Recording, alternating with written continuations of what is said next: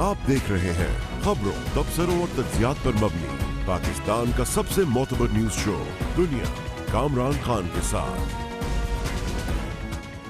अस्सलाम वालेकुम, मैं हूँ कामरान खान।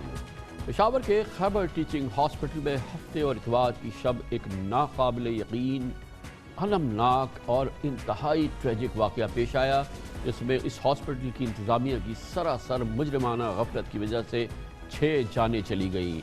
वजह थी ऑक्सीजन की अदम फराहमी। यानी एक पब्लिक हॉस्पिटल में जिसके कोरोना आइसोलेशन वार्ड में 90 और कुछ मरीज़ आईसीयू में ज़ेर इलाज थे, वहाँ रात के वक्त हॉस्पिटल का ऑक्सीजन टैंक खाली हो गया और इंतज़ामिया बेखबर रही। और तो और हॉस्पिटल के बल्क स्टोर में भी एमरजेंसी ऑक्सीजन सिलेंडर भी नहीं मौजूद थे और इंतज़ामिया इससे भी लालिम थी। वाक़े के वक्त 2 मरीज़ वेंटिलेटर्स पे थे और 20 के करीब मरीज़ों को बाईपैप के ज़रिए ऑक्सीजन फराहम की जा रही थी। चंद कोरोना मरीज़ों को दूसरे वार्ड में मुंतकिल करना था, जिसकी वजह से वहाँ मौजूद मरीज़ भी कोरोना से एक्सपोज हुए। कुछ मरीज़ों को उनके तीमारदार दूसरे हॉस्पिटल ले भागे। इस अंधोनाक वाक़े से मुताल्लिक़ हॉस्पिटल के बोर्ड ऑफ गवर्नेंस की इब्तदाई रिपोर्ट सामने आने के बाद हॉस्पिटल के डायरेक्टर समेत 7 मुलाजमीन को मुअत्तल कर दिया गया है। किसी भी वाक़े पे इस किस्म की इंक्वायरी होना, उसके बाद मुलाजमीन को मुअत्तल कर देना पाकिस्तान में SOP है, एक स्टैंडर्ड ऑपरेटिंग प्रोसीजर है। सरकारी जब भी इस किस्म के कोई वाक़यात हो, उसका जवाब ऐसे ही आता है। KP के वज़ीर सेहत तैमूर सलीम झगड़ा ने कहा है कि रिपोर्ट सामने वो ले आए हैं, कुछ छुपाया नहीं है। अंधोनाक वाक़े से तमाम हॉस्पिटल्स को सबक सीखना चाहिए। ज़रूरत इस बात की थी कि इस वाक़े के बाद, इस रिपोर्ट आने के बाद सबसे पहले तो हुकूमत KP, वज़ीर आला के खैबर पख्तूनख्वा और वज़ीर सेहत तैमूर सलीम झगड़ा इस पर निदामत का इजहार करते, शर्मिंदगी का इजहार करते, अफसोस का इजहार करते और ज़िम्मेदारी को कबूल करते। इस रिपोर्ट के मुताबिक मरीज़ों की अफवात का वाक़या ऑक्सीजन प्लांट का निज़ाम नाकाम होने से पेश आया। प्लांट के टैंक में ऑक्सीजन की शदीद कमी का बर वक्त नोटिस नहीं लिया गया था। इस रिपोर्ट में यह भी पता चला कि खैबर टीचिंग हॉस्पिटल में ऑक्सीजन की फराहमी का कोई बैकअप निज़ाम ही नहीं है। फैसिलिटी मैनेजर ने ऑक्सीजन प्लांट के गैर हाजिर अमले की रिपोर्ट ही नहीं दी थी और सप्लाई चेन ने ऑक्सीजन की मतलूबा मकदार बर वक्त फराहम नहीं की थी। हॉस्पिटल के पास कोई एमरजेंसी रेस्क्यू स्क्वाड भी नहीं था। रिपोर्ट में यह भी सामने आया है कि ऑक्सीजन सप्लाई कंपनी के साथ माहिदा ख़त्म हुए 3.5 साल हो चुके थे, जब उसमें ना उसमें तोसी हुई थी, ना ही माहिदे का कोई ऑफिस ऑर्डर मौजूद था। यकीन कीजिए, बिल्कुल ऐसा लगता है कि अंधेर नगरी चौपट राज थी इस हॉस्पिटल, और इस हॉस्पिटल के ऊपर जो छतरी थी वजारत सेहत की और उसके ऊपर जो छतरी है वज़ीर आला की, यकीनन ये हुकूमत KP की, हुकूमत PTI की हुकूमत की एक बहुत बड़ी नाकामी है, ये बहुत बड़ी शर्मिंदगी है और यकीनन ये एक अलमनाक सानहा है। इस पर मज़ीद बात करते हैं और उसके लिए हमें जनाब तैमूर सलीम झगड़ा, बहुत बहुत शुक्रिया तैमूर झगड़ा साहब। पहले तो मुझे इस बात पर हैरानगी हुई कि आपकी गवर्नमेंट ने, आपने इस वाक़े के बाद सबसे पहले एक अनक्वालिफाइड अपॉलजी अवाम से नहीं तलब की, आपने किसी इस पर शर्मिंदगी का इजहार नहीं किया, आपने इस दिलखराश वाक़े की ज़िम्मेदारी KP की हुकूमत ने कबूल नहीं की। यकीनन आपने कहा कि हमने 48 घंटे की इंक्वायरी 24 घंटे में कर ली, 6 आदमियों को आपने सस्पेंड कर दिया, लेकिन after all buck stops at you और आपकी गवर्नमेंट पे। तो सबसे पहले तो आपको ज़िम्मेदारी कबूल करनी चाहिए, आपको लोगों से माफ़ी मांगनी चाहिए इस पर। कामरान भाई, जो एग्जैक्टली आप कह रहे हैं वो आज फ्लोर ऑफ द हाउस पे किया और यही कहा कि अगर MTIs ऑटोनमस भी है तो गवर्नमेंट की और हेल्थ मिनिस्टर की जो रिस्पॉन्सिबिलिटी है वो कोई डिनाई नहीं कर सकता। अब आप ये फरमाइएगा कि ये तो लग रहा है, ये तो क्लियर कट हो गया कि ये सिस्टम जो था ये completely it was not working at all. ये तो बिल्कुल ही एक इट वॉज अ शैम, ये कोई सिस्टम नहीं था। ये किस अंदाज का निज़ाम था जिसमें ऐसा लगता है ना कोई ओवरसाइट थी, ना कोई प्लानिंग थी, ना कोई निज़ाम वहाँ पे काम कर रहा था। दैट्स वाई इस किस्म का कोलैप्स जो है वो देखने में आया। आपको तो रीइन्वेंट करना पड़ेगा इस सिस्टम को। देखिए, इसके बाद 2 हॉस्पिटल्स में चेक किया जहाँ पे उनका बहुत बेहतर था। याद रखें, जो पिछले 9 महीनों में मैंने देखा है, जितनी भी इम्प्रूवमेंट हो हेल्थ में, उससे बहुत ज़्यादा काम बाकी रहेगा। उसकी वजह यह है कि हमारा जो ट्रेडिशनल सिस्टम था उसमें एक ही DG जो है वो 200 अस्पतालों को और 1500 प्राइमरी फैसिलिटीज़ को और 500 लोगों को डायरेक्टली डील करता था। ऐसे सिस्टम नहीं चलते। आंसर ڈیولوشن میں ہی ہے جو ایم ٹی آئی ایکٹ پہلے بڑے ہسپتالوں کو دیتا ہے اور وہ آگے دینا ہے، لیکن اس کے اندر بھی بہت سے چیلنجز جو ہیں وہ امپلیمنٹیشن میں ہیں. یہ ماننا پڑے گا. میں آپ کو مثال دیتا ہوں. لوگ ہائر اور فائر پبلک سیکٹر میں آرام سے جو ہے وہ نہیں ہو سکتے، جس کی وجہ سے ڈیریلیکشن آف ڈیوٹی جو ہے وہ ہوتی ہے. بہت سے کیسز کورٹس میں چلے جاتے ہیں.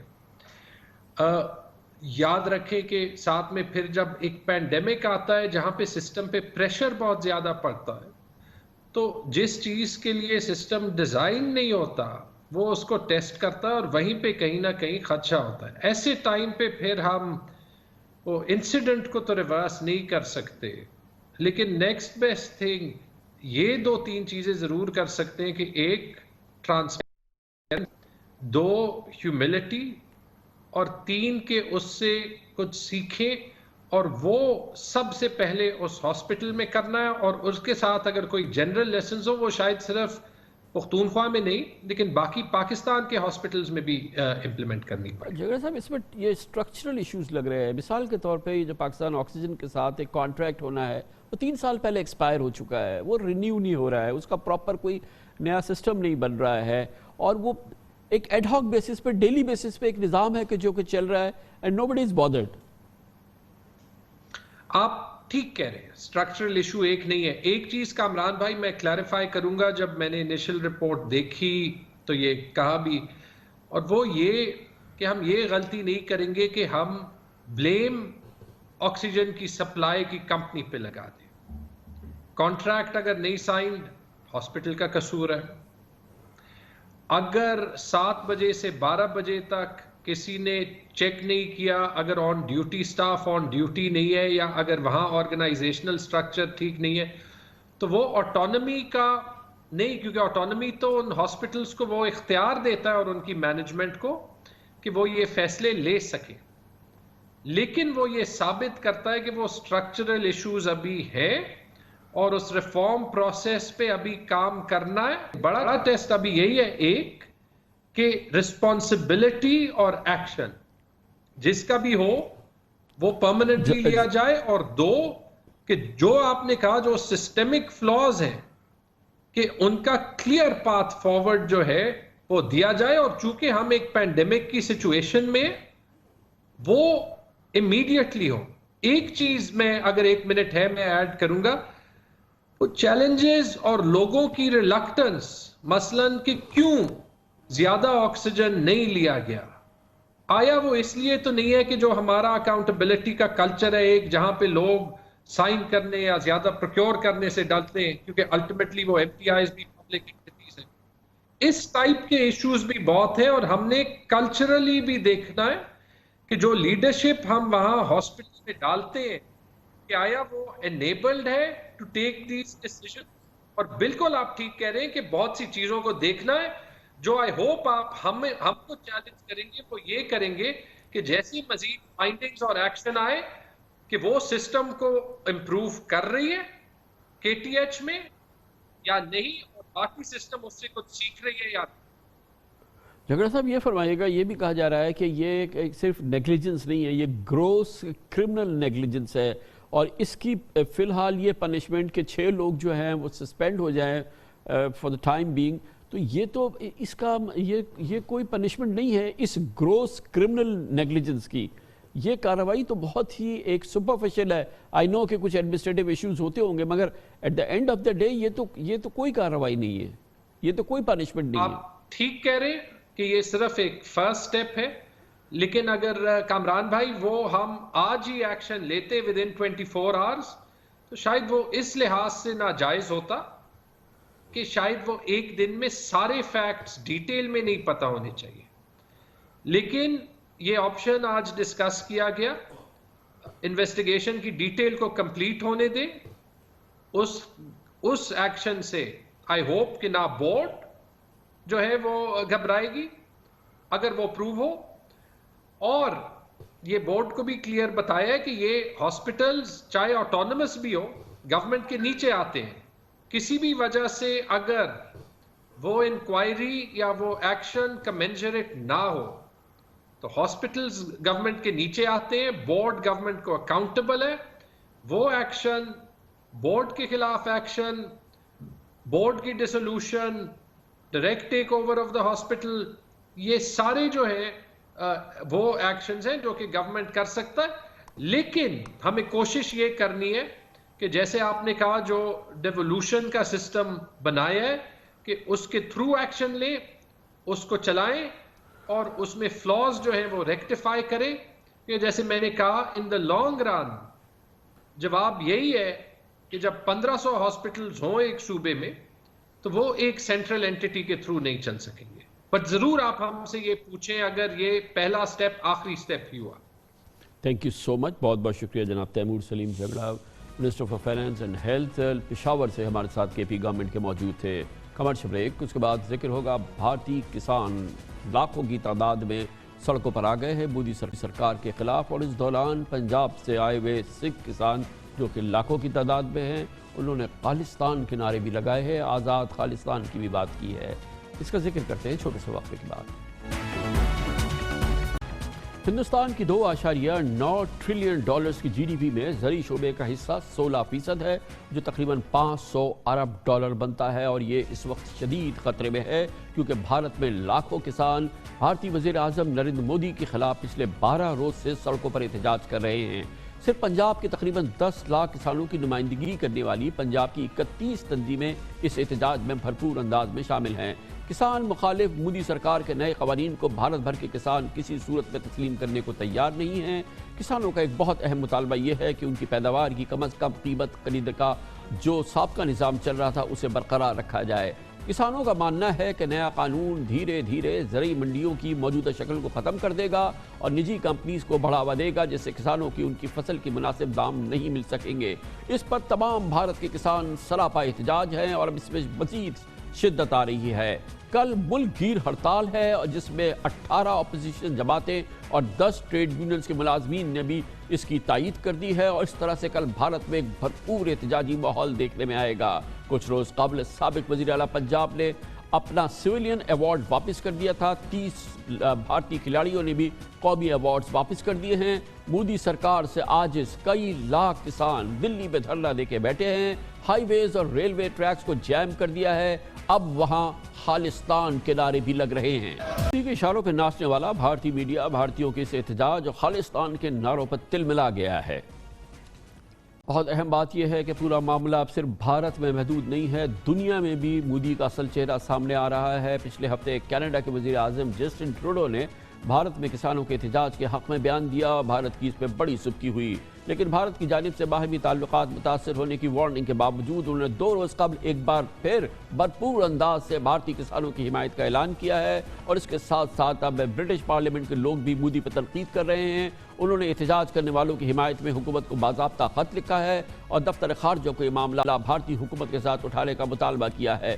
ادھر برطانیہ کے علاوہ شمالی امریکہ، آسٹریلیا اور یورپ میں سکھ سراپا احتجاج ہے، ان تمام علاقوں میں شہروں میں ان کی سڑکوں پہ نکلے ہوئے ہیں۔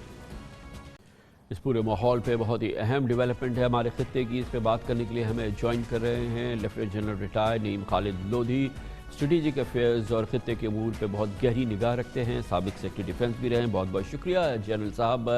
یہ ایک عام سی جو ہمارے خطے کے اندر ایک موومنٹ ہوتی ہے، مطالبات ہوتے ہیں، ٹریڈ یونین نظام ہوتا ہے، اس کے تحت یہ کیمپین نہیں لگ رہی، کیونکہ تو اس میں لاکھوں سکھ شامل ہیں، اس میں پنجاب شامل ہے، اور پھر اس کے ایک بہت امپورٹنٹ پولیٹیکل ڈیمنشن سامنے آ رہے ہیں، کیونکہ یہاں پہ لوگ کہتے ہیں کہ بھارت شاید ان کے حقوق کا ضبط کر رہا ہے، تو یہ پنجاب کے لوگ جو ہیں وہ اب خالصتان کی باتیں دوبارہ اس کے نعرے لگا رہے ہیں۔ جی کامران صاحب، یہ تو آپ نے پورا ریزیومے بھی دے دیا۔ آپ کو معلوم ہے کہ وہاں پر جو چل رہا ہے اس کو دہرانے کی ضرورت نہیں، کئی ہفتوں سے یہ چل رہا ہے، اور پھر یہ 9-10 لاکھ کوئی چھوٹا فگر نہیں ہے، بہت بڑا فگر ہے۔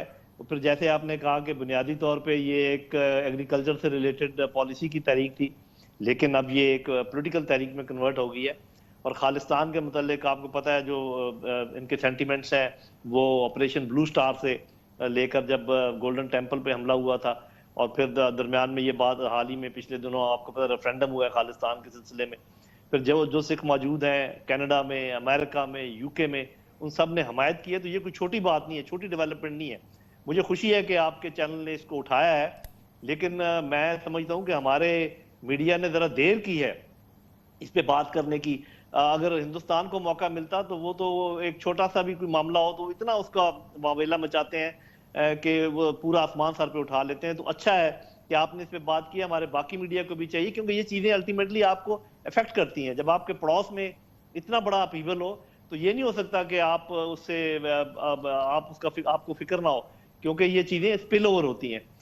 تو میرا خیال یہ ہے کہ جس طریقے سے چیزیں ڈیولپ کر رہی ہیں اس کو آپ 2-3 تناظر میں دیکھیں. ایک تو یہ کہ سکھوں کے سینٹیمنٹس, باقی اقلیتوں کے سینٹیمنٹس جس میں مسلمان ہیں, کرسچنز ہیں, دالتس ہیں, پھر جو حمایت ملی ہے اس پوری موومنٹ کو کینیڈا سے, امریکہ سے, یو کے سے اور یورپین ملکوں سے, تو یہ ہمیں اس پر نظر رکھنے کی ضرورت ہے, اس کو دیکھنے کی ضرورت ہے. اور آپ کو پتہ ہے انہوں نے اپیل بھی کی ہے ان کے کچھ لیڈرز نے پاکستانی لیڈرشپ سے. اوورآل جو جلیل صاحب خالستان کی موومنٹ رہی ہے, یقیناً اس کے مڈ 80s میں تو یہ اپنے پیک پر تھی, لیکن کیا اب ہم کہہ سکتے ہیں کہ یہ ڈائی ڈاؤن کر گئی ہے, یا یہ کہ یہ جو میں تو یہ سمجھتا ہوں کہ ایلینیشن کا وہ ابھی بھی زندہ ہے؟ جی یہ بیسیکلی ڈائی ڈاؤن شاید کر گئی تھی, لیکن یہ جو مودی سرکار جب سے آئی ہے, جو ان کی پالیسیز ہیں ان کو اس میں جان ڈال دی ہے.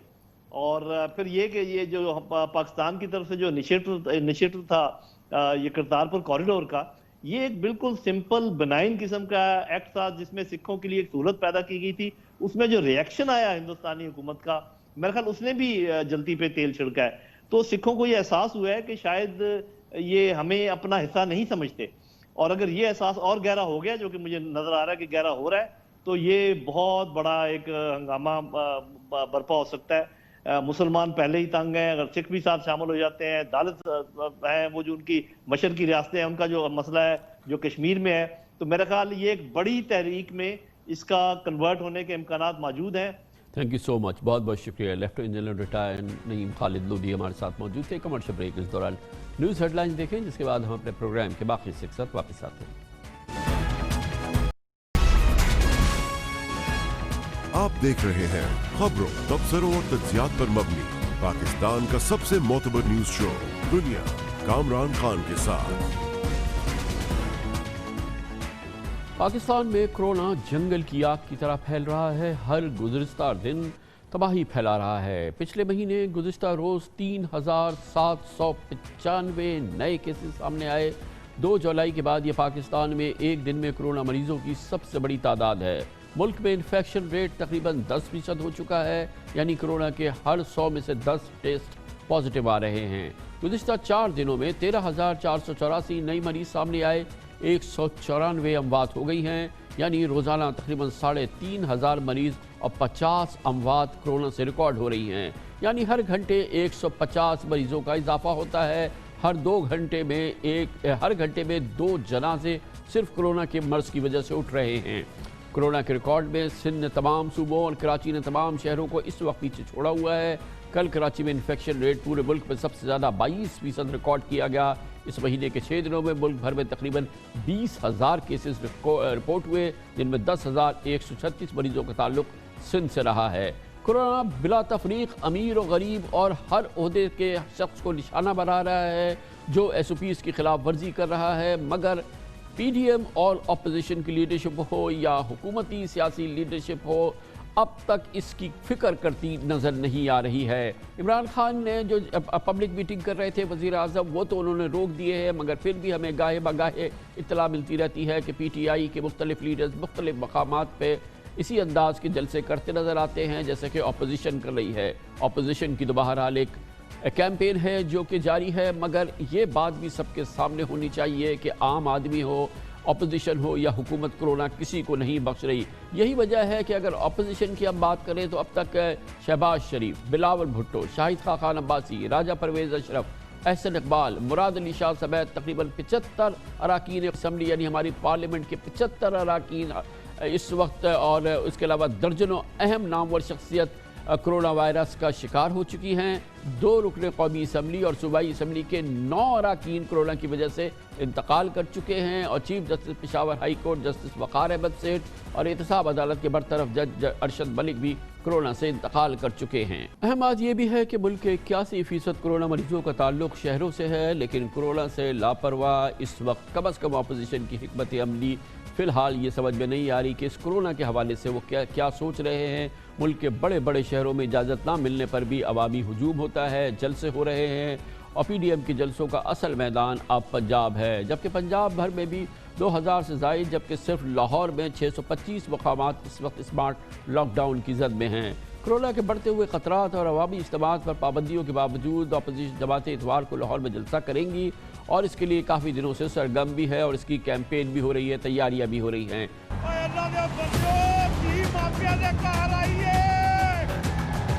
13 दिसंबर को लाहौर में क्या होगा?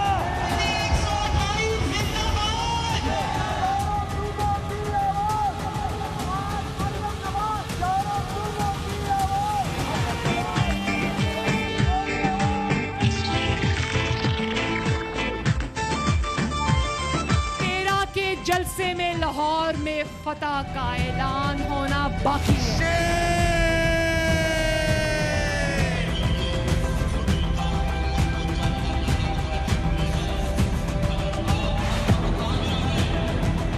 वज़ीर-ए-आज़म इमरान खान, वज़ीर आला पंजाब और NCOC के सरबराह असद उमर बार बार अपोजिशन जमातों को जलसे जुलूसों में SOPs की खिलाफ वर्जी पर मुतनब्बे कर रहे हैं। लाहौर में तेजी से कोविड के केसेस बढ़ रहे हैं। हमने फैसला किया है कि हम बिल्कुल इनको इजाजत नहीं देंगे, क्योंकि कोविड है, लोगों की जानें खतरे पर डाल रहे हैं। जलसा कर लें, जो ये कानून तोड़ेंगे उनके खिलाफ FIR काटेंगे। एक गैर कानूनी इज्तिमा जिसकी इजाज़त नहीं दी गई है, जो कोर्ट के वाज़ेह हिदायत के बरखिलाफ है, तो उसमें कोई भी जो शिरकत करेगा या उसके अंदर सहूलतकार बनेगा तो उसके खिलाफ FIR बनती है। वो सिर्फ सबसे ज़्यादा FIR बनती है जो उस इज्तिमा के लोगों को दावत दे रहा है। इस तरह की जो असेंबली होगी जिससे कोरोना फैलने का खदशा वो अनलॉफुल है। कोर्ट के भी डिसीजन हैं और NCOC के भी डिसीजन हैं। खुदा न खास्ता ये बढ़ गया तो जिम्मेदारी किस पे होगी? जो अनलॉफुल असेंबली होगी उसको उनके खिलाफ कार्रवाई भी होगी। कौन नहीं जानता, डॉक्टर्स कहते हैं, मेडिकल साइंस कह रही है, पूरी दुनिया चीख चीख के कहती है कि अवामी भीड़ और जम गफीर से कोरोना की वबा फैलती है, फूटती है और ये जहर कातिल है इस मर्ज़ के हवाले से, इस वबा के हवाले से। फिर भी PDM और अपोजिशन इसको क्यों खातिर में नहीं ला रही, इसका तफसील से रद्द अमल हासिल करेंगे और इसके लिए हमें ज्वाइन कर रहे हैं मोहतरम एहसन इकबाल, सेक्रेटरी जनरल पाकिस्तान मुस्लिम लीग नून, पाकिस्तान मुस्लिम लीग नून के चोटी के रहनुमा भी हैं। बहुत बहुत शुक्रिया एहसन इकबाल साहब। आप समझाने की कोशिश कीजिए कि ये तो आप डिनाई नहीं करेंगे कि एक बार फिर कोविड की सेकेंड वेव इस वक्त पूरे पाकिस्तान में बुरी तरह से फैल रही है और बहुत ही मैसिव इस वक्त इसका हम देख रहे हैं कि ये इसका जो फैलाव है। और यकीनन जब इस तरह की भीड़ होगी, इज्तिमा होगा, जहाँ पर इस किस्म के इज्तिमा होंगे, आपको मैं क्या समझाऊं कि ये तो बहुत एक हैज़र्डस चीज़ है। ये लोगों की जानें, लोगों की सेहत के लिए ये इंतहाई ख़तरनाक होगा। क्यों आप इसकी ख्याल नहीं कर रहे? शुक्रिया कामरान साहब। देखिए, सबसे पहली बात तो ये है कि जो आपने अभी जिक्र किया कि 2 जनाजे घंटे में उठ रहे हैं, ये 2 जनाजे घंटे में ऑपोजिशन के जलसों की वजह से नहीं उठ रहे। अगर आप अभी अपने स्टूडियो से बाहर निकलेंगे, किसी बाजार के अंदर चले जाइए, किसी सब्जी मंडी में चले जाइए, किसी बैंक के अंदर चले जाइए, किसी अदालत में चले जाइए, किसी शादी घर के अंदर चले जाइए, किसी ट्रेन में चले जाइए, किसी बस में चले जाइए, आपको कहीं SOPs नाम की चीज नजर नहीं आएगी। देखिए, हुकूमत की बुनियादी जिम्मेदारी ये थी कि आवाम को आगाही देती और जहां पे उसकी रिट है वहां पे SOPs को इन्फोर्स करती। जहां तक ऑपोजिशन के जलसे का ताल्लुक है, उसका ओवरऑल मुल्क के अंदर कोरोना फैलने में 0.111% रोल है। 99.999% जो कोरोना फैल रहा है वो 22 करोड़ की आबादी में किसी जगह SOPs को फॉलो ना करने की वजह से फैल रहा है, जिसकी जिम्मेदारी कतन ऑपोजिशन के ऊपर नहीं डाली जा सकती। फिर इसके साथ साथ आप देख रहे हैं कि खुद हुकूमत अपने इज्तिमात कर रही है। जो हुकूमत जिन जमातों के साथ एक फ्रेंडली ताल्लुक रखती है, उनके जलसे हो रहे हैं, उनको कोई नहीं पूछता। लेकिन जहां पे ऑपोजिशन का जलसा होता है उस इलाके में कोरोना की शिद्दत आ जाती है। चलें, आप जलसा भी अगर कर रहे हैं तो कम से कम लोगों को मैसेज तो एक बार देना। आप तो आपके लोग तो स्टेज पे मास्क भी नहीं पहने हुए थे। एक बार भी आप जो वहाँ पे लोग मौजूद हैं उनसे नहीं कहते कि खुदारा मास्क पहनो, एक दूसरे से दूर से फासला करो। आखिर क्यों? जी नहीं कामरान साहब, हम बार बार लोगों को एजुकेट भी करते हैं और मैं फिर आपके प्रोग्राम के जरिए भी लोगों से कहूंगा जो हमारे इज्तिमात में आते हैं वो जरूर मास्क पहन कर आएं ताकि एसओपी फॉलो हो। दूसरी बात यह है कि जहां हमें इनफरादी सतह पे कोरोना से खतरा है, वहां पर एक इज्तिमाई खतरा है जो 2018 में मुल्क की मईशत में एक सिलेक्टेड कोरोना आई थी जिसने मुल्क को इंतशार में फैला दिया है। देखिए, जहां पर कलेक्टिव गुड आता है वहां पे इनफरादी तौर पे कुर्बानी देनी पड़ती है। आज इस बात को अप्रिशिएट करना चाहिए आपको कि पाकिस्तान के सियासी कारकुन और पाकिस्तान के सियासी लीडर अपनी जानों को रिस्क में डाल के मुल्क के कलेक्टिव इंटरेस्ट में जदोजहद कर रहे हैं, क्योंकि हम सिंसियरली समझते हैं कि ये हुकूमत अगर बरसरे इक़्तिदार रही तो पाकिस्तान मजीद धंस जाएगा मसाइल के अंदर। इस वक्त मुल्क को इस दलदल से निकाल के एक फ्रेश इलेक्शन में नए मैंडेट में ले जाना जरूरी है, क्योंकि 2018 का तजुर्बा नाकाम हो चुका है। तो अमेरिका में ऐसा इकबाल साहब, ये हुकूमत चले ही जाए, जो मैं समझता हूँ आइन में तो एक रास्ता है कि आप इनको वोट आउट कर दें, वोट ऑफ नो कॉन्फिडेंस कर दें और इमरान खान और पीटीआई अपनी मेजॉरिटी लूज़ कर जाए नेशनल असम्बली में, उसके बाद जो है वो फिर फ्रेश इलेक्शंस कॉल किए जा सकते हैं। इसके अलावा आपके ख्याल में क्या तरीक़ा हो सकता है आइन, कानून, जमहूरियत में, जिससे कि ये फ्रेश इलेक्शंस कॉल हो जाए?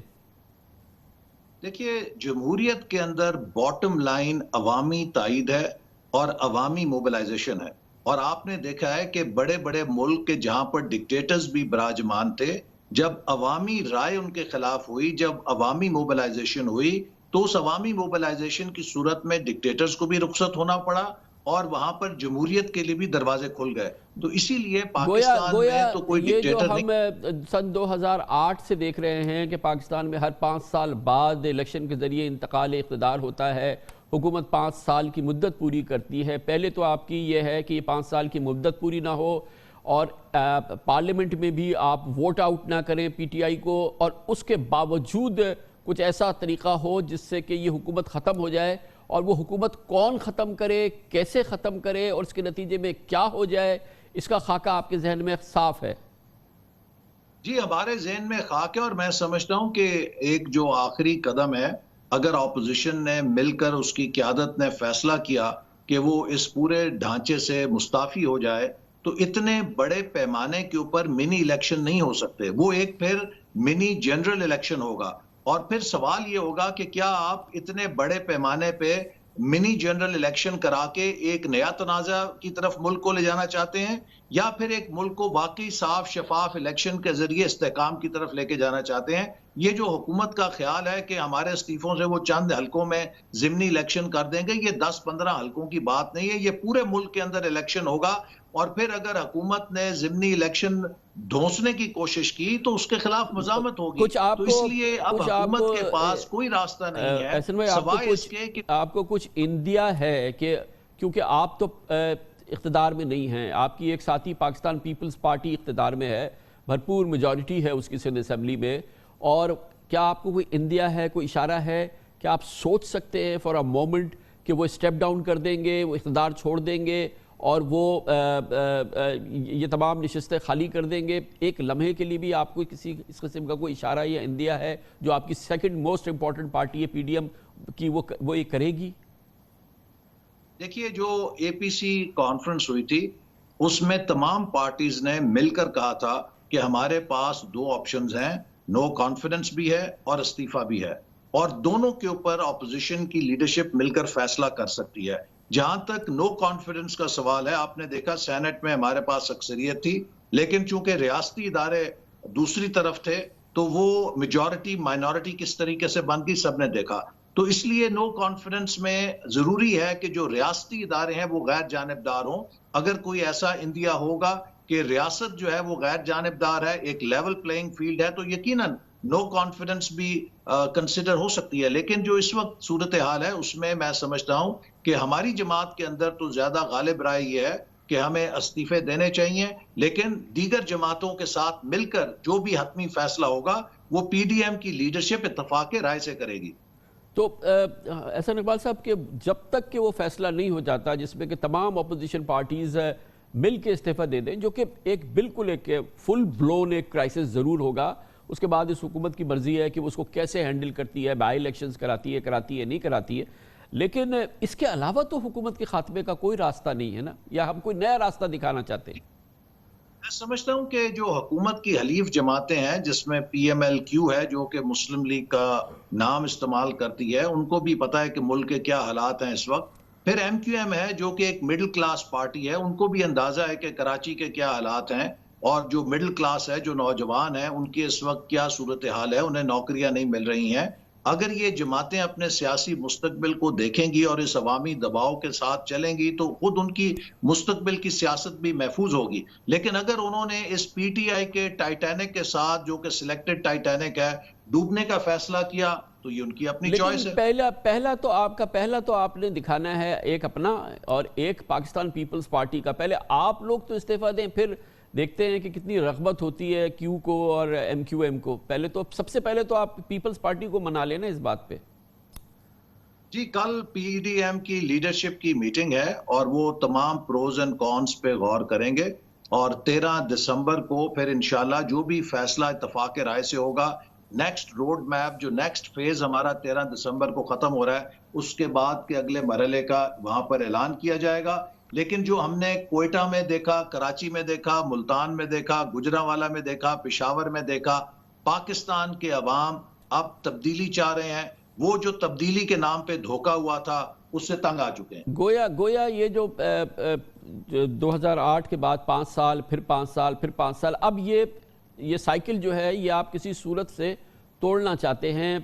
اس دفعہ جو ہے پی ایم ایل این نے 5 سال حکومت کی، پیپلز پارٹی نے 5 سال حکومت کی، مگر آپ کہتے ہیں کہ پی ٹی آئی 5 سال حکومت نہ کرے اور 2023 میں عوام باقاعدہ آئین کے حوالے سے اپنا حق رائے دہی استعمال کریں اور پھر جس پارٹی کو چاہیں ووٹ دیں.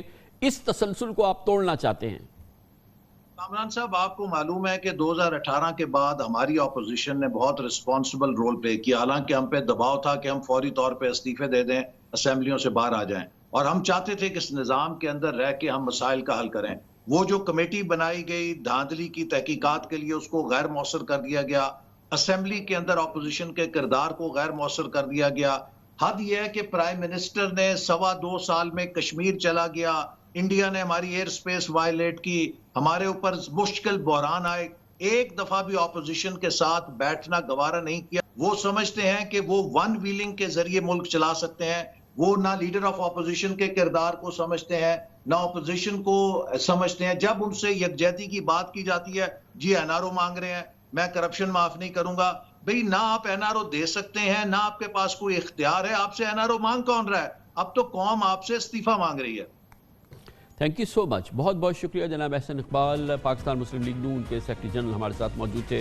کمرشل بریک، اس کے بعد ذکر کریں گے ہماری اعلیٰ عدلیہ پہ. عدلیہ کے نظام کے لیے ایک بہت ہی امتحانی ماحول ہے. سپریم کورٹ آف پاکستان کے جج جناب جسٹس قاضی فائز عیسیٰ نے اپنے کیس کے حوالے سے جو نظر ثانی کی اپیل دائر کی ہے اس میں سنگین الزامات عائد کیے ہیں سابق چیف جسٹس جناب جسٹس آصف سعید کھوسہ پر، اور سپریم جوڈیشل کاؤنسل کے حوالے سے بھی انہوں نے اپنے عدم اعتماد کا اظہار کیا ہے. وزیر اعظم پہ الزامات عائد کیے ہیں، ایف بی آر پہ الزامات عائد کیے ہیں. بہت ہی ایک نازک سا ماحول ہے. اس کی بات کرتے ہیں چھوٹے سے وقت کے بعد. حالات گواہی دے رہے ہیں، اور اگر یہ کہا جائے تو بیجا نہ ہوگا کہ پاکستان کا نظام انصاف اور اعلیٰ عدلیہ اس وقت ایک آزمائش سے گزر رہی ہے. سپریم کورٹ آف پاکستان کے لیے امتحانی لمحات ہیں. عدالت عظمیٰ کے سینئر جج جناب جسٹس قاضی فائز عیسیٰ نے سابق چیف جسٹس آف پاکستان جناب جسٹس آصف سعید کھوسہ کے خلاف ایک چارج شیٹ پیش کر دی ہے، اور سابق چیف جسٹس آصف سعید کھوسہ سمیت سپریم جوڈیشل کاؤنسل پر اپنے عدم اعتماد کا اظہار کرتے ہوئے اس کے کانڈکٹ کو بدنیتی پر مبنی اور غیر شفاف قرار دے دیا ہے. یقیناً سپریم کورٹ آف پاکستان کے موجودہ جج کی جانب سے یہ تمام ریمارکس اور یہ تمام آبزرویشنز بہت ہی سیریس معاملہ ہے. اپنی درخواست میں جسٹس قاضی فائز عیسیٰ نے یہ بھی دعویٰ کیا کہ سرکاری عہدیداروں نے میرے اور اہل خانہ کے خلاف پروپیگنڈا مہم چلائی. انہوں نے سوال اٹھایا کہ کیا وزیر اعظم عمران خان، ان کی بیوی اور بچے اثاثوں پر جواب دے نہیں؟ جسٹس فائز عیسیٰ نے وفاقی کابینہ کے اراکین کی بین الملک جائیدادوں کا دعویٰ کیا ہے اور ایف بی آر پر جانبداری کے الزامات لگائے ہیں. جسٹس فائز عیسیٰ نے اپنے خلاف صدارتی ریفرنس پر سپریم کورٹ کے تفصیلی فیصلے پر اضافی نظر ثانی کی درخواست دائر کی ہے.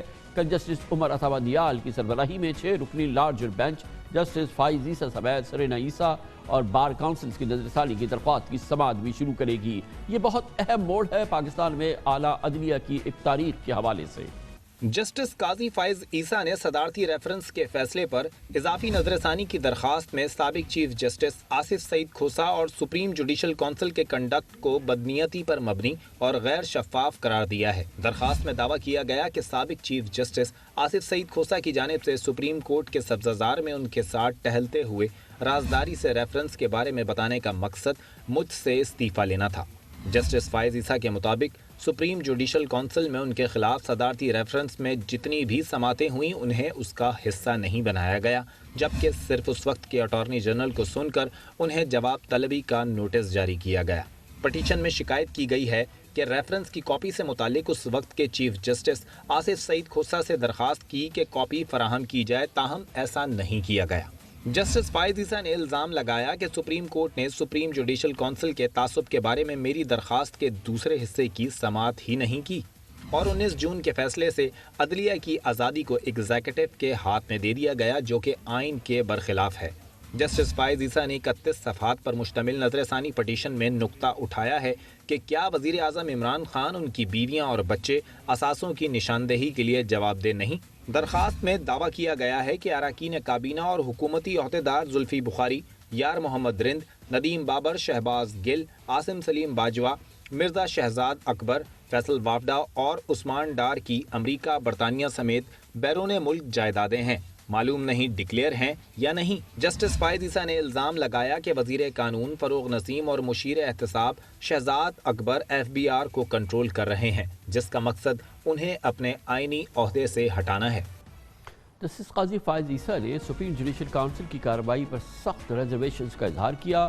آئین کے آرٹیکل 209 کے تحت supreme judicial council chief justice Pakistan کی سربراہی میں سپریم کورٹ کے 2 سینئر ترین ججز اور ہائی کورٹس کے 2 سینئر ترین چیف جسٹس صاحبان پر مشتمل ہوتی ہے۔ اس وقت سپریم جوڈیشل کونسل کے سربراہ چیف جسٹس آف پاکستان جناب جسٹس گلزار احمد، جبکہ اراکین میں جسٹس عمر عطا بندیال، جسٹس بشیر عالم، جسٹس سندھ ہائی کورٹ کے چیف جسٹس احمد علی شیخ اور پشاور ہائی کورٹ کے چیف جسٹس وقار سیٹھ کے انتقال کے بعد اسلام آباد ہائی کورٹ کے چیف جسٹس عطل من اللہ اب اس کے اراکین ہیں۔ جسٹس قاضی فائز عیسیٰ نے اپنے نظر ثانی پٹیشن میں یہ دلچسپ مطالبہ بھی کیا ہے کہ سماعت ٹیلی ویژن پر لائیو دکھائی جائے، جبکہ درخواست 10 رکنی بینچ کے ذریعے سنی جائے، جس میں جسٹس مقبول باقر، جسٹس منصور علی شاہ، جسٹس یحییٰ آفریدی شامل ہوں، یعنی اختلافی فیصلہ لکھنے والے ججز کو بینچ کا حصہ بنایا جائے۔ بہت اہم بات ہے کہ اسی پس منظر میں چیف جسٹس پاکستان جناب جسٹس گلزار احمد نے واضح طور پہ یہ بات کہی تھی کہ کورٹ پہ تقسیم پیدا نہ کی جائے، اکثریتی فیصلہ ہی دراصل سپریم کورٹ آف پاکستان کا فیصلہ ہوتا ہے۔ صرف 2-4 ججز کو بے خوفی سے فیصلہ لکھنے کا کہنا توہین عدالت ہے۔ بہت ہی امپورٹنٹ آبزرویشن تھی چیف جسٹس آف پاکستان کی۔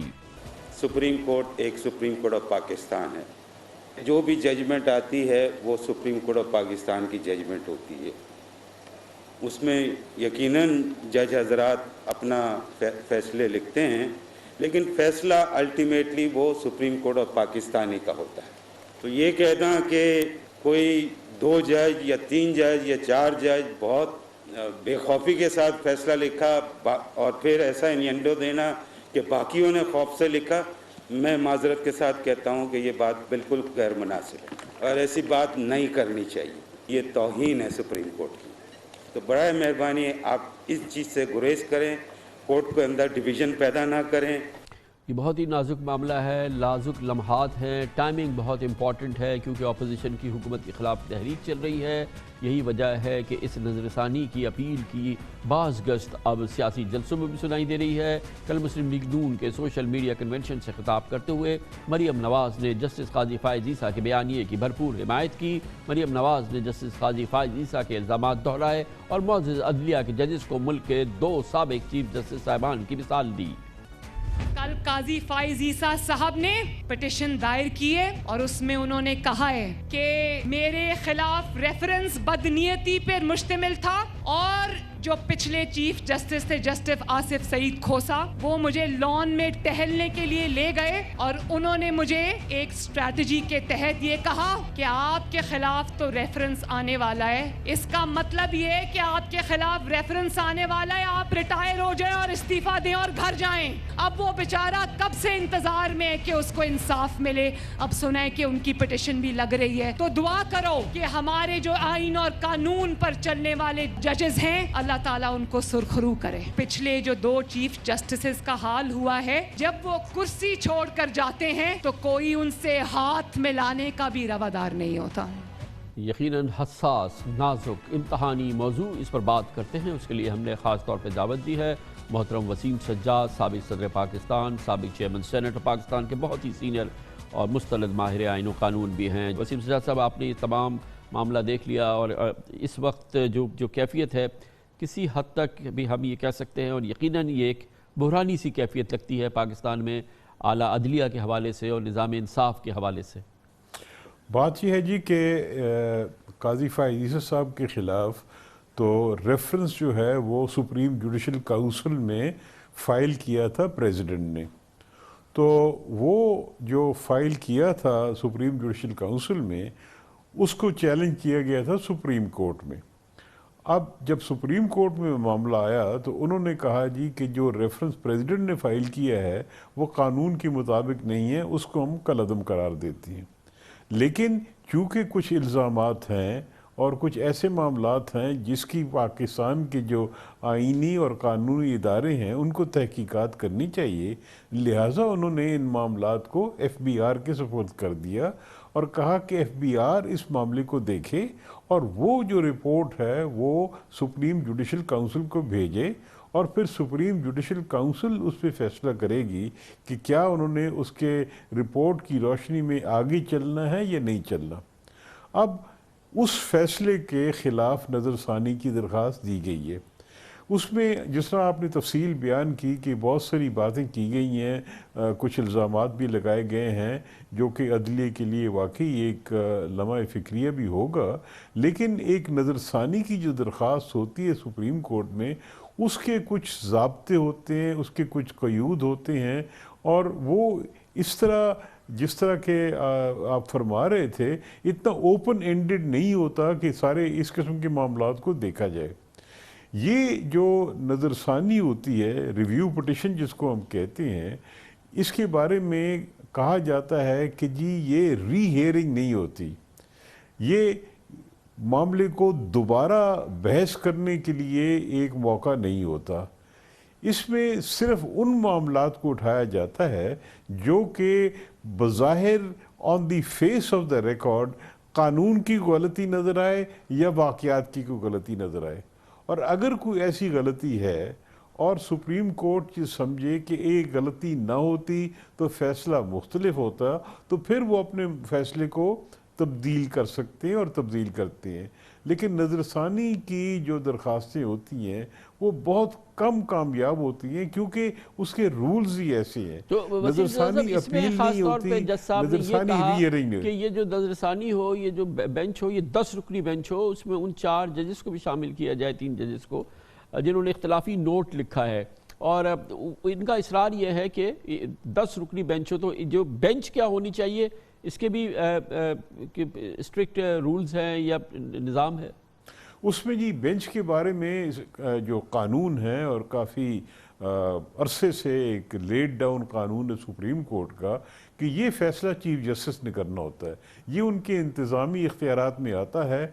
जब उनके पास दरख्वास्त जाती है कि जी बेंच बनाया जाए, तो वो उनका काम है कि वो बेंच कैसा बनाते हैं, किन जजेस पर मुश्तमिल होता है और उन्होंने किन मामलात को सामने रख के ये बेंच बनाना होता है, ये उनके स्वाबदीदी इख्तियारात में होता है। बहुत बहुत शुक्रिया। साबिक़ सदर, साबिक़ चेयरमैन सेनेट वसीम सज्जाद पाकिस्तान के नाम और सीनियर माहिर आइन कानून अपनी राय दे रहे थे। Commercial break. इनकम टैक्स गोशवारे जमा कराने की तारीख कल रात 12 बजे ख़त्म हो रही है, मगर बड़ी तादाद में लोग कहते हैं कि कोविड की वजह से वो दाखिल नहीं कर सके हैं। वैसे भी आदाद व शुमार बता रहे हैं कि इस साल इनकम टैक्स से गोशवारे जमा करने वालों की तादाद गुज़श्ता सालों के मुकाबले में भी कम रही है। हुकूमत की ये कोशिश कि ये इसमें कई गुना इजाफा हो और लोग ज़्यादा से ज़्यादा टैक्स दें, ये तो नाकाम होती नज़र आ रही है। इस पूरे माहौल में बात करते हैं छोटे से वक्त के बाद। पाकिस्तान में इनकम टैक्स गोशवारे जमा कराने की तारीख में अब सिर्फ 24 घंटे रह गए हैं। डेड लाइन कल रात 12 बजे ख़त्म हो जाएगी और इस वक्त एक कमोशन की सी सूरत हाल है, क्योंकि इस वक्त इनकम टैक्स गोशवारों की तादाद में तशवीशनाक कमी आ रही है। अब तक के जो नंबर्स सामने आए हैं, FBR की तारीख में अब तक 29 लाख से ज़ायद पाकिस्तानी टैक्स फाइलर्स बन चुके हैं। परसों 5 दिसंबर तक सिर्फ 13,10,000 टैक्स गोशवारे जमा हुए थे, जबकि पिछले साल इसी अरसे में 16,90,000 टैक्स रिटर्न हुए थे, यानी पिछले साल के मुकाबले में तकरीबन 23% कम इनकम टैक्स गोशवारे आए हैं। FBR की पहली डेडलाइन 30 सितंबर को थी, उसके बाद टैक्स रिटर्न जमा कराने में 2 बार मोहलत दी गई है। दरअसल इस वक्त पाकिस्तान में कोरोना का फैलाव है, टैक्स गोशवारे जमा कराने के रास्ते में यही बड़ी रुकावट बताई जा रही है। FBR में भी वबा की वजह से 50% अमला काम कर रहा है, लेकिन ये भी हकीकत है कि टैक्स ना दहिंदा पाकिस्तानी अवाम को कोरोना का नया बहाना मिल गया है। वज़ीर-ए-आज़म के मामले खुसूसी रेवेन्यू डॉक्टर वक़ार मसूद खान का कहना है कि 64 लाख लोगों के पास NTN है, लेकिन 27 लाख टैक्स फाइलर हैं, उनमें 37 लाख टैक्स रिटर्न फाइल करने के कानूनी पाबंद हैं, जबकि FBR के पास 89 लाख ऐसे लोगों का डेटा है जो साहिब हैसियत हैं। हमारे पास एक मालूमात का ज़ख़ीरा है जहां से हमें ये मालूम है कि कौन लोग हैं जिनको टैक्स नेट में होना चाहिए और वो नहीं है। 6.4 मिलियन वो लोग हैं जिनके पास NTN है, उसके बावजूद हमारे पास 2.7 रिटर्न्स आ रहे हैं। ये 37 लाख अफराद ऐसे हैं जो रजिस्टर्ड है और कानूनी जिम्मेदारी है कि वो रिटर्न फाइल करें, वो नहीं फाइल कर रहे। जो ना रजिस्टर्ड है ना उन्होंने रिटर्न फाइल किया है, लेकिन हमारे पास उनके सारे विद होल्डिंग टैक्सेस की इंफॉर्मेशन है। इनकी तादाद 89 लाख 8.9 मिलियन थी। ये तमाम लोगों की निशानदेही FBR के अपने डेटाबेस के अंदर से है। ये तो उस वक्त बात शुरू होगी जब प्रॉपरली तमाम लोग जो कि जिनको कराना चाहिए अपने टैक्स रिटर्न फाइल कर देंगे, मगर बहुत से लोग अब ये कहते हैं कि, और पाकिस्तान की तमाम तिजारती अंजुमनें कहती हैं कि FBR को सबसे पहले तो इस जो डेडलाइन है अपनी जो कल रात 12 बजे ख़त्म हो रही है, इस पर इजाफा करना चाहिए। और लोग साइट करते हैं कि भारत में सिर्फ कोविड की वजह से ही 6 महीने अपने रिटर्न्स फाइल करने में इजाफा किया है भारतीय हुकूमत ने। इस पूरे माहौल पर बात करते हैं और उसके लिए हमने दावत दी। इस पूरी मामले की सबसे अहम मुस्तनद शख्सियत है, पाकिस्तान टैक्स बार एसोसिएशन को रिप्रेजेंट करते हैं, सदर हैं पाकिस्तान टैक्स बार एसोसिएशन के जनाब अब्दुल कादिर मेमन हमारे साथ मौजूद है। बहुत बहुत शुक्रिया कादिर मेमन साहब। हर बार ये आप लोग कहते हैं कि ये टैक्स की डेडलाइन जो बढ़ा दो, हुकूमत भी बढ़ाती रही है, कभी तो इसके आगे रेड लाइन लगानी चाहिए ना। क्यों लोग तैयार नहीं होते, क्यों आखिर वक्त तक इंतज़ार करते रहते? अचानक तो नहीं आखिरी तारीख आई है। मैं सबसे पहले तो कामर साहब बहुत शुक्रिया आपका। आई थिंक मैं आपकी बात से बिल्कुल एग्री करता हूँ कि एज अ मिनासिल कौम हमारा एक साइकी हो गया है कि हमें हर काम लास्ट मोमेंट पे करना होता है, और टैक्स फाइलिंग की रिटर्न्स भी जो है वो कोई एक्सेप्शनल नहीं है। इस दफ़ा इत्तेफाक की बात ये हुई है जो बहुत एक अच्छी खुशाइन बात थी कि हमने ये क्लियर अंडरस्टैंडिंग दी थी FBR को कि अगर आपने 90 दिन का टाइम दिया from the date of the return, तो उसमें फिर हम आपके पास कोई एक्सटेंशन फाइलिंग करने के लिए नहीं आएंगे। और यही हमारी नीयत भी थी और यही हमारी नीयत आज भी है। अच्छा, लेकिन उसके दरमियान हुआ ये कि चूँकि ये कोई पिछले 1 महीने से ये जो कोविड की वबा चली है और कुछ ऐसे इश्यूज़ हैं जो कि अभी रिटर्न्स के अंदर जिसमें इबाहम है, और उसकी वजह से काफ़ी सारे रिटर्न्स जो हैं वो फाइल नहीं हो सक रहे हैं। और बेशक उस पर Karachi tax bar association, Lahore tax bar association, Pakistan tax bar association के डेलीगेट्स गए थे, उन्होंने जाके उनको पर्सनली एक्सप्लेन किया, और एक्सप्लेन करने के बाद ये उम्मीद की जाती थी कि ये तमाम जो मसाइल हैं उसको दोबारा से इसको देखा जाएगा। लेकिन चूंकि ये जो 2-3 दिन से ये जब ख़त आया FBR का कि जी इसमें कोई डेट की एक्सटेंशन नहीं होगी और लोग जो हैं वो अपना इसको करें, तो उस पर फिर पाकिस्तान टैक्स बार एसोसिएशन और ख़ास तौर से मैंने इसमें काफ़ी हद तक डॉक्टर वक़ार मसूद साहब के साथ पे रब्ते में था, FBR की टीम के साथ रब्ते में था, और हमने इनको ये समझाने की कोशिश की कि देखें अगर ये 17-18 लाख रिटर्न जो अगर हम पिछले साल की नंबर को भी ले लें तो ये आपके प्राल के सिस्टम की कोई कैपेसिटी नहीं है कि वो 17-18 लाख रिटर्न्स की एक्सटेंशन की एप्लीकेशन ले सकें। तो लिहाजा आपको ये चाहिए कि अगर आप ये डिटरमिन है कि जी हमने ये डेट नहीं बढ़ानी है और हमने लोगों को ये बताना है कि जी हम बार बार डेट नहीं बढ़ाएंगे, तो एक तो ये कि ये नुक्ता मेरे ख्याल में ठीक नहीं है क्योंकि ये कोविड का टाइम है। अच्छा, मगर अब्दुल कादिर साहब, मैंने FBR से बात की, उन्होंने कहा कि हमने अपने चीफ कमिश्नर्स को इजाज़त दे दी है, آپ لوگ پراپرلی اپلائی کر دیں کہ ہم اتنے اس کے ڈیٹا کے ساتھ کہ ہم ایکسٹینشن چاہیے, آپ کو ایکسٹینشن مل جائے گی. بالکل. آج میں وہی شکریہ ادا کرنا چاہ رہا تھا اس وقت کے ڈاکٹر وقار مسعود صاحب کا اور FBR کا بھی, کہ انہوں نے کہا کہ نہیں کوئی بات نہیں, آپ ایک چیف کمشنر کو خط لکھ دیں اور اگر آپ سب اس میں چاہے 100 200 300 جتنے بھی نام ہو ایک ساتھ ڈال دیں. لیکن دیکھنے کی چیز یہ ہے کہ جب میں کبھی ایکسٹینشن کے لیے اپلائی کرتا ہوں تو قانون یہ کہتا ہے کہ ڈیفالٹ سرچارج مجھے دینا پڑے گا. تو اصولی طور پہ ڈیفالٹ سرچارج جو ہے اس پہ گورنمنٹ کو چاہیے کہ وہ ایک اناؤنسمنٹ کر دے امیڈیٹلی کہ جو ایکسٹینشن اپلائی کر دے گا اس پہ ڈیفالٹ سرچارج نہیں لگے گا. دوسرا کامران صاحب, اب میں یہ سمجھتا ہوں کہ ہمیں as a FBR as a institution یہ فارم اپریل میں دے دینا چاہیے. اس کی وجہ یہ کہ یہ پچھلے سال سے ریلیٹ کرتا ہے. اگر پچھلے سال سے ریلیٹ کرتا ہے تو مئی کے اندر تو بجٹ آ جاتا ہے. تو اگر ہم یہ why do we have to wait till the end September October, اور ہر سال ہم, اور آپ دیکھیں اس 3 مہینوں میں, اچھا جب یہ 90 ڈیز کا ٹائم دیا گیا تو ہم نے ان سے کہا تھا کہ جی آپ, چونکہ ہم اس قوم کے نیچر کو جانتے ہیں, ہم سارا دن یہ فیلڈ میں کام کر رہے ہیں, تو ہم نے کہا آپ ایک مہینہ کر کے دیں. انہوں نے کہا نہیں جی اس دفعہ ہم ایک ساتھ 3 مہینے آپ کو دے دیں گے. We appreciate. ہماری سروس میں جو اس وقت اس پلیٹ فارم سے آپ سے ان سے ریکویسٹ یہ ہوگی کہ اس دفعہ چونکہ کووڈ کی سچویشن ہے, اس دفعہ کوئی آپ کی ریٹرنز کے گلیچز ہیں, آپ 31 دسمبر تک آپ این بلاک ایکسٹینشن سب کو ایز اے جنرل ایکسٹینشن دے دیں تاکہ یہ ڈیفالٹ سرچارج کا ایشو نہ کریٹ ہو. اور پھر اس کے بعد اگر کسی کو کسی اور مجبوری کی وجہ سے جو قانون میں اویلیبلٹی ہے تو وہ پھر ایکسٹینشن اپلائی کر دیں. یہ بتائیے مجھے, کچھ لوگ کہہ رہے تھے کہ آج اس سسٹم میں بھی گلچز آ رہی تھی IRS میں. آج پورا دن IRS نہیں چلا ہے, تقریباً آج پورا دن IRS نہیں چلا ہے. اس کی ذمہ داری تو FBR کو قبول کرنی چاہیے. اس کو بالکل FBR کی ذمہ داری ہے کہ اس کو چلانا بھی چاہیے. اور دوسری بات ہے کہ سر اگر 31 دسمبر تک اگر اس کی ڈیٹ بڑھا بھی دیتے ہیں تو آئی ڈونٹ تھنک سو کہ کوئی خدا نہ خواستہ کوئی اتنی بڑی چیز ہو جائے گی جیسے آپ نے اپنے اس میں کہا کہ جی انڈیا میں 6 مہینے بڑھایا گیا ہے. تو ایک تو میری گزارش یہ پھر بھی آپ کے پلیٹ فارم سے ہوگی, آلدو FBR نے اور ڈاکٹر وقار مسعود صاحب نے ویری کائنڈلی فیسیلیٹیٹڈ کہ جی آپ مینول بھی فائل کر دیں, آپ چھوڑیں سسٹم کو. لیکن اگر اگلے 15 دن بھی میں ایکسٹینشن کے لیے فائل کر دوں تو مجھے اگلے 15 دن میں 17 لاکھ ریٹرن فائل کرنے, جو کہ پرال کی کیپیسٹی نہیں ہے کہ وہ 17 لاکھ ریٹرنز کو لے سکیں. بہت بہت شکریہ عبدالقادر میمن صاحب, صدر پاکستان ٹیکس بار ایسوسی ایشن. اور FBR کو بھی چاہیے کہ آئندہ کے لیے بھی ایک مخصوص نظام بنا لے تاکہ جیسے کہ فارم دیر سے اجرا ہوتا ہے, یہ تمام چیزیں FBR اپنے اینڈ پہ ٹھیک کرے. ٹیکنیکل گلیچز جیسے آج IRS خراب ہو گیا اس کو بھی ٹھیک کرے, اور ایک بار موقع ضرور دے دیا جائے تاکہ اس دفعہ ہمارے جو ٹیکس ریٹرنز فائل ہو وہ ایک ریکارڈ ٹیکس ریٹرن فائل ہو تاکہ اس سے ایک پھر آگے کے لیے جو آگے مشن ہے اس میں کامیابی ہو. اس کے ساتھ ہی ہمارے آج کے پروگرام کا اختتام ہوتا ہے. کل آپ سے پھر ملاقات ہوگی انشاءاللہ. کل تک کے لیے کامران خان کو اجازت. اللہ حافظ. Hi, it's Sayyeda Shanaz here. Thank you for watching Dunya News. For more videos and updates, don't forget to click the subscribe button. Keep watching Dunya News.